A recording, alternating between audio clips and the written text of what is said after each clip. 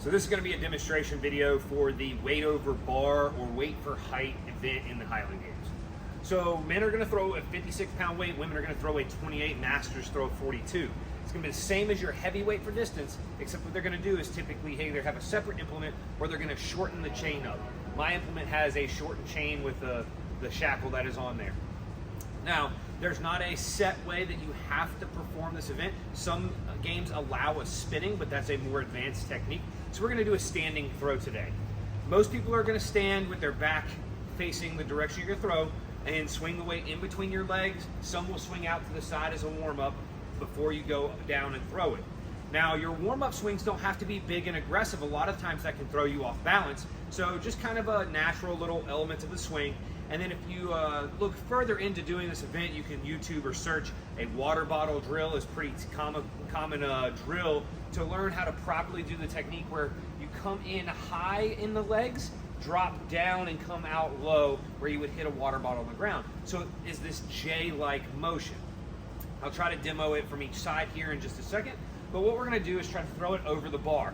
I have this bar set at 12 feet right now, but entry you may start at 10 feet. Every athlete has 3 attempts at each height to make it and then move up. Now, if you make it on your first attempt, you can move on to the next height. You don't have to take your next 2 throws, and what you would want to do to save your energy. As a scoring in this event, if you make a height on your first attempt and somebody else makes it on their second, you would then be ahead of them. Now, if they make it on the next height on their first attempt and you would make that height on your second, you would then be below them. So it's the most recent miss is how you kind of calculate it. If you have a tie at a certain height, let's say the last 2 people in do not clear 14 feet, well, they would go back to 13 feet and who made it and so on and so forth based off a tiebreaker based off misses. If neither athlete is missed at all, they would then tie. So let's demo how this is going to look. I'm going to take 1 or 2 warm-up swings here, and most of the time you're going to want to kind of set yourself up with and not look at the sun. Just if I reach up, like I'm pointing at the bar. So I'm just with my heels on the bar. I'm not underneath it, I'm not behind it, I'm not too far in front of it. For most people, this is where they're gonna wanna be, and you can adjust as you start to practice this more.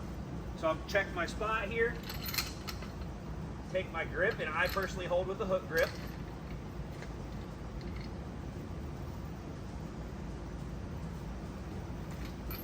Up and over.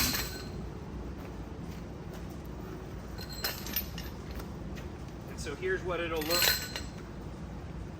We'll turn this sideways a little bit and you'll get a side view here. A little bit of a side view.